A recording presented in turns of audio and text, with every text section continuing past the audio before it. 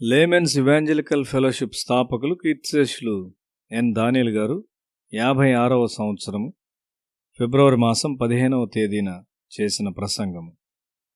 హోషేయ గ్రంథము 13వ అధ్యాయం 14వ వచనం. అయినను పాతాళ వశములో నుండి నేను వారిని విమోచింతును, మృత్యువు నుండి వారిని రక్షింతును. ఓ మరణమా నీ విజయమెక్కడా? ఓ మరణమా నీ ముల్లెక్కడా? పాపమును బట్టి మనిషి అనేక విధములైన బలహీనతలకు లోబడవలసి వచ్చింది. దాన్ని బట్టి మరణము, సమాధి వచ్చాయి. మరణము, సమాధిని గూర్చిన భయము నుండి విడుదల పొందాలని మనిషి ఇష్టపడుతూ ఉంటాడు. తనలో పాపము పరిపాలించున్నంత కాలము మరణం అతని మీద శక్తి కలిగి ఉన్నది. కొరింథీయులకు రాసిన మొదటి పత్రిక 15వ అధ్యాయము 55-56 వచనాల్లో చూస్తే, ఓ మరణమా నీ విజయమెక్కడా? ఓ మరణమా నీ ముల్లెక్కడా? మరణపు ముల్లు పాపము, పాపమునకున్న బలము ధర్మశాస్త్రమే. మానవాళి కొరకు ఒక గొప్ప విమోచన క్రియను చేయుట క్రీస్తు వచ్చాడు. మరణమును సంపూర్ణముగా తొలగించుట ఆయన గొప్ప ప్రణాళిక అయి ఉన్నది. పాపమునకు సంబంధించిన సూత్రము క్రియ చేయుచున్నంత కాలము మరణమునకు సంబంధించిన సూత్రము క్రియ చేస్తూ ఉంటుంది. భూమి మీద మన పరిమితమైన జీవిత కాలములో దేవుని యొక్క గొప్ప మరియు సంపూర్ణమైన ప్రణాళికను మనము చూడలేము. ఆయనలాంటి ప్రేమను సాధించుటకు ప్రతి ఒక్కరూ గొప్ప పరిపూర్ణతలోనికి మార్పు చెందవలసిన అవసరత ఉన్నది. ఓ మరణమా, నేను నిన్ను బాధపరచువాడను. ఓ సమాధి, నేను నిన్ను నాశనము చేయువాడను. పాపమును, మరణమును పూర్తిగా తీసివేయుట దేవుని ప్రణాళిక. దేవుని గొప్ప ప్రణాళిక ద్వారా మనిషి ఆశ్చర్యపడు ఒక దినము రానున్నది. దేవుడు రోగమును కూడా తొలగించాలని కోరుతున్నాడు. అయితే దేవుని యొక్క షరతులు నెరవేర్చబడవలసి ఉన్నవి. ఒక వైద్యుడు కొన్ని సూత్రములను పాటిస్తాడు. అతని వైద్యము మరియు వైద్యము చేయు పద్ధతుల వెనుక అతను నడిపించు వైద్య విద్య ఉన్నది.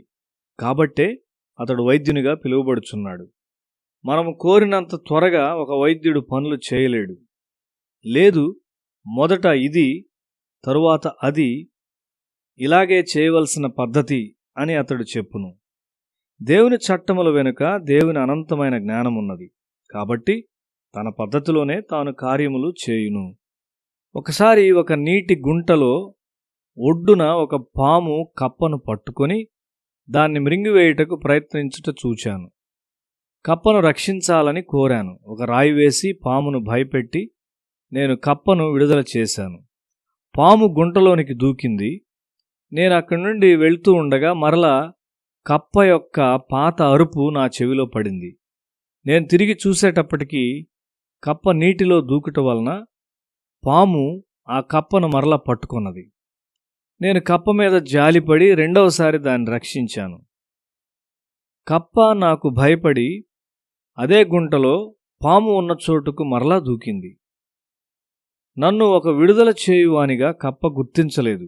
నా యందు నమ్మకం ఉంచని ఒక కప్ప మీద ఇంకా నా సమయాన్ని వృధా చేయుటకు నేను ఇష్టపడలేదు. ప్రయాసపడి భారం మోసుకొనుచున్న సమస్త జనులారా, నా యొద్దకు రండి, నేను మీకు విశ్రాంతి కలుగజేతును అని ఆయన మనల్ని పిలుస్తూ ఉన్నాడు. మనము ఆయనకు విధేయులమైతే ఆయన్ని ఎరిగిన వారముగా ఉంటాము. మనం ఆయన్ను సేవించినట్లయితే ఆయన ఇంకా ఎక్కువగా ఎరిగి ఉంటాము. దీర్ఘకాలము మనము దేవుని సేవించిన తరువాత మరియు పాపం మీద జయమును చూచిన తరువాత మనము సంతోషముతో వెళ్ళి ఆయనతో ఉంటాము. మనం వెళ్ళి మన ప్రభువుతో ఉండాలని కోరుచుంటాము. ఒక విధముగా అది మరణం మీద జయము, మరణపు ముల్లు పోయినది. ఓ మరణమా నీ ముల్లెక్కడా? ఓ సమాధి నీ జయమెక్కడా?